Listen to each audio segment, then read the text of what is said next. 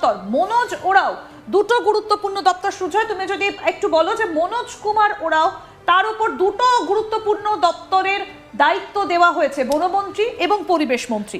একেবারে দুটো টার্মের তিনি বিধায়ক, উত্তরবঙ্গের একেবারে পরিচিত মুখ। শুভেন্দু অধিকারী অত্যন্ত ছায়াসঙ্গী, ঘনিষ্ঠ। এবং মনোজ ওরাও আমরা দেখেছি একেবারে লড়াকু নেত্রী, চা বাগানের একেবারে মুখ, বিভিন্ন শ্রমিক সংগঠনের সঙ্গে তিনি যুক্ত। আমরা জানি যে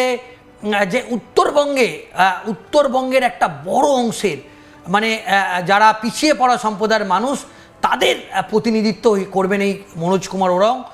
এবং পরিবেশ দপ্তর, দেখো উত্তরবঙ্গের এবং দক্ষিণবঙ্গে পরিবেশ নিয়ে কিন্তু একটা সমস্যা কিন্তু ইতিমধ্যেই তৈরি হয়েছে। দেখো দিল্লিতে যে পরিমাণ দূষণ, কলকাতায় কিন্তু সেই পরিমাণ দূষণ নেই।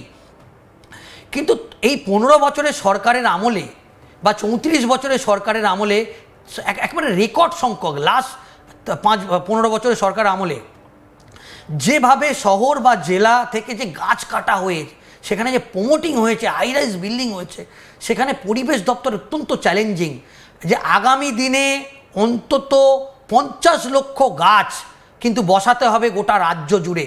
এবং ইতিমধ্যেই কেন্দ্রীয় মন্ত্রী ইতিমধ্যেই রাজ্যকে সেই চিঠি পাঠিয়ে দিয়েছে। সেক্ষেত্রে অত্যন্ত চ্যালেঞ্জিং যে পরিবেশ এবং বনকে রক্ষা করা। আমরা দেখেছি যে গোটা রাজ্যে এবং উত্তরবঙ্গে একটা বন দপ্তরের বিভিন্ন গাছ, দামি দামি গাছ, সেগুলোকে চোরা কারবারিরা সেই গাছ রাতারাতি কেটে সরকারের কোটি কোটি টাকা সম্পত্তি নষ্ট করেছে। এবং সেইগুলোকে বাঁচানো, সরকারের রেভিনিউ নিয়ে আসা, পরিবেশকে বাঁচানো এবং সাধারণ মানুষের একটা আস্থার বিষয় যে অন্তত শান্তি করে একটা নিঃশ্বাস নেওয়া, সেটার কতটা কি করতে পারবে অন্তত শুভেন্দু অধিকারীর তার উপর ভরসা রেখেছে। তিনি অভিজ্ঞ, তার অভিজ্ঞতা আছে, এক্সপিরিয়েন্স আছে, আশা করি তিনি এই দপ্তরে ভালো করে কাজ করতে পারবেন। এরপরে আসবো জগন্নাথ চট্টোপাধ্যায়। জগন্নাথ চট্টোপাধ্যায় সিউড়ির বিধায়ক, তিনি কোন কোন দপ্তরের মন্ত্রী হচ্ছেন এবার সেটা আপনাদেরকে বলবো। জগন্নাথ চট্টোপাধ্যায় হচ্ছেন উচ্চশিক্ষামন্ত্রী, কারিগরি শিক্ষামন্ত্রী, প্রশিক্ষণ এবং দক্ষতা উন্নয়ন মন্ত্রী। অর্থাৎ বামেদের মতোই কিন্তু দুজন শিক্ষামন্ত্রী পেল এবারে রাজ্য। জগন্নাথ চট্টোপাধ্যায় হচ্ছেন উচ্চশিক্ষামন্ত্রী, একই সঙ্গে কারিগরি শিক্ষামন্ত্রী, প্রশিক্ষণ এবং দক্ষতা উন্নয়ন মন্ত্রী। সুজা, এই জায়গাটা একটু আসবো যে দুজন শিক্ষামন্ত্রীর পথেই কিন্তু এবার হাঁটলো বিজেপি। একেবারে দেখো, আমরা আগের আলোচনায় আমরা বলেছিলাম, তখন কিন্তু ঘোষণা হয়নি যে বিদ্যালয় শিক্ষা এবং উচ্চশিক্ষা বামেদের সময় সুদর্শন ঘোষ দস্তিদার, সুদর্শন ঘোষ মানে একজন ছিলেন, টাইটেলটা এই মুহূর্তে আমার মনে পড়ছে না, তো তিনি জাঙ্গিপাড়ার বিধায়ক ছিলেন। তিনি সেই সময় শিক্ষামন্ত্রী ছিলেন। এবং পার্থ দে, তিনি বিদ্যালয় শিক্ষা দপ্তর ছিলেন। এখানেও আমরা দেখলাম যে জগন্নাথ চট্টোপাধ্যায়, তাকে উচ্চশিক্ষা দেওয়া হলো এবং দীপক বর্মন তাকে বিদ্যালয় শিক্ষা দিল।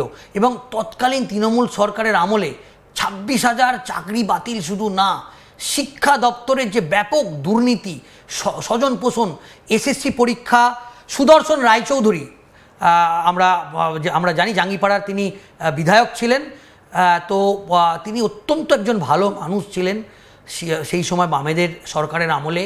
এবং আমরা দেখলাম সেই উচ্চশিক্ষা দপ্তর জগন্নাথ চট্টোপাধ্যায়কে দায়িত্ব দেওয়া হলো। এবং জগন্নাথ চট্টোপাধ্যায় তিনি সংগঠনের মুখ, তিনি সাধারণ সম্পাদক ছিলেন এবং দল বীরভূমের এই মুহূর্তে তার উপর দল ভরসা করছে, মুখ্যমন্ত্রী তার উপর ভরসা করছে। এখন দেখার বিষয় যে এই চ্যালেঞ্জিং দপ্তর এবং কারিগরি শিক্ষা দপ্তর, যেটা উজ্জ্বল বিশ্বাস, সম্প্রতিকালে আমরা দেখেছি তাকে কিভাবে হেনস্থা হতে হয়েছে, তার বিরুদ্ধে ক্ষোভ জনরোষ নেমে এসছে, সেই সমস্ত দপ্তর তাকে দেওয়া হয়েছে জগন্নাথ চট্টোপাধ্যায়কে। এখন দেখার বিষয় জগন্নাথ চট্টোপাধ্যায় চ্যালেঞ্জিং এই দপ্তর কিভাবে সামলায়। একদম, জগন্নাথ চট্টোপাধ্যায় উচ্চশিক্ষামন্ত্রী হচ্ছেন এবং একই সঙ্গে কারিগরি শিক্ষামন্ত্রী এবং প্রশিক্ষণ ও দক্ষতা উন্নয়ন মন্ত্রী। দীপক বর্মন, তিনি হচ্ছেন স্কুল শিক্ষামন্ত্রী। এবার নজর রাখবো দীপক বর্মন, তিনি হচ্ছেন স্কুল শিক্ষামন্ত্রী, ক্ষুদ্র আবাসন মন্ত্রী, ছোট মাঝারি শিল্প এবং বস্ত্র মন্ত্রী। অর্থাৎ দুজন শিক্ষামন্ত্রী, শুভেন্দু অধিকারীর মন্ত্রিসভায় দুজন শিক্ষামন্ত্রী। স্কুল শিক্ষামন্ত্রী হচ্ছেন দীপক বর্মন, স্কুল শিক্ষামন্ত্রীর পাশাপাশি ক্ষুদ্র আবাসন মন্ত্রী, ছোট মাঝারি শিল্প এবং বস্ত্রমন্ত্রী হচ্ছেন দীপক বর্মন, উত্তরবঙ্গের বিধায়ক দীপক বর্মন, এবং তার উপরও কিন্তু অনেকগুলো গুরুত্বপূর্ণ দায়িত্ব। সুজয়, এটাও একটু জানতে চাইবো যে স্কুল শিক্ষা মন্ত্রকের দায়িত্ব দেওয়া হলো দীপক বর্মনের ওপর, কেন? দেখো, আমরা দেখেছি যে বিদ্যালয় শিক্ষা মানে প্রাইমারি এডুকেশনও একটা স্বজন পোষণ দুর্নীতির ঘটনা ঘটেছে। এই সরকারের কাছে সবথেকে বড় চ্যালেঞ্জ স্বচ্ছ নিয়োগ, মানে নিয়োগপত্র হাতে তুলে দেয়া। আমরা দেখেছি মুখ্যমন্ত্রী শুভেন্দু অধিকারী ইতিমধ্যেই ঘোষণা করেছেন যে কার্বন পেপার এতদিন দেয়া হতো না, এবার যারা ওএমআর সিট পরীক্ষা দেবে তারা কিন্তু কার্বন পেপারটাও বাড়ি নিয়ে যেতে পারবে। মানে একটা স্বচ্ছতা নিয়ে আসা, যেটা তৃণমূল কংগ্রেসের সরকারের আমলে ব্যাপকভাবে একটা দুর্নীতি স্বজন পোষণ দেখা গিয়েছে। মন্ত্রীদের কোটা, জেলায় জেলায় তৃণমূল কংগ্রেস নেতা নেত্রীদের কোটা, এবং আমরা পার্থ চট্টোপাধ্যায়ের বাড়ি, প্রাক্তন শিক্ষামন্ত্রী, তার বাড়ি থেকে টাকার পাহাড়, সেই ছবি আমরা দেখেছি। পশ্চিমবঙ্গের ইতিহাসে এই ধরনের নজিরবিহীন ঘটনা কিন্তু দেখা যায়নি। পশ্চিমবঙ্গের এই সংস্কৃতি এখন দেখার বিষয়। এই এসএসসি পরীক্ষা, সেটা তো প্রত্যেক বছর হতো না, যেটা বামেদের আমলে তাও তারা যতটা পেরেছে চেষ্টা করেছিল প্রত্যেক বছর নেয়ার। এখন দেখার বিষয় অত্যন্ত চ্যালেঞ্জিং। দীপক বর্মন, তিনি সংগঠনের লোক, তিনি দুবারের বিধায়ক, তিনি জেনারেল সেক্রেটারি ছিলেন। উত্তরবঙ্গের শুভেন্দু অধিকারী অত্যন্ত ঘনিষ্ঠ, সুকান্ত মজুমদারের খুব প্রিয় একজন মানুষ। এখন দেখার বিষয় তিনি কতটা সাকসেসফুল ভাবে কাজ করতে পারে।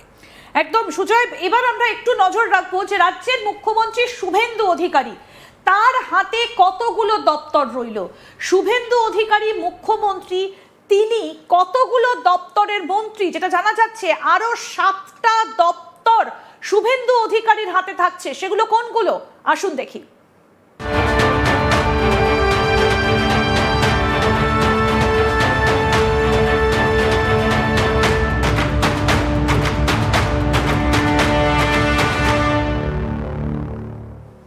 শুভেন্দু অধিকারী রাজ্যের মুখ্যমন্ত্রী, 7টি দপ্তর তার হাতে রয়েছে, এবং একই সঙ্গে আরো বেশ কিছু অতিরিক্ত দপ্তরের দায়িত্ব রয়েছে শুভেন্দু অধিকারীর হাতে। আসুন এক এক করে আপনাদেরকে দেখাই। মুখ্যমন্ত্রী শুভেন্দু অধিকারী, রাজ্যের একেবারে প্রশাসনিক প্রধান শুভেন্দু অধিকারী, মুখ্যমন্ত্রী শুভেন্দু অধিকারী। এছাড়াও আর কোন কোন দপ্তর রয়েছে সেগুলো আপনাদেরকে জানাই। এছাড়াও রয়েছে শুভেন্দু অধিকারীর হাতে স্বরাষ্ট্র এবং পার্বত্য বিষয়ক দপ্তর। স্বরাষ্ট্র দপ্তর তো রয়েছে, এবং তার সঙ্গে হিল অ্যাফেয়ার্স অত্যন্ত গুরুত্বপূর্ণ, এই পার্বত্য বিষয়ক দপ্তর রয়েছে শুভেন্দু অধিকারীর হাতে। তারপরে আর কি কি দপ্তর রয়েছে? ভূমি ও ভূমি সংস্কার এবং উদ্বাস্তু ত্রাণ ও পুনর্বাসন দপ্তর, এই দপ্তরটাও কিন্তু অত্যন্ত গুরুত্বপূর্ণ। ভূমি এবং ভূমি সংস্কার এবং উদ্বাস্তু ত্রাণ এবং পুনর্বাসন দপ্তর রয়েছে শুভেন্দু অধিকারীর হাতে। এরপরে রয়েছে বিদ্যুৎ দপ্তর, যেটা সুজয় তুমি খানিকক্ষণ আগেই বলছিলে যে বিদ্যুৎ দপ্তর,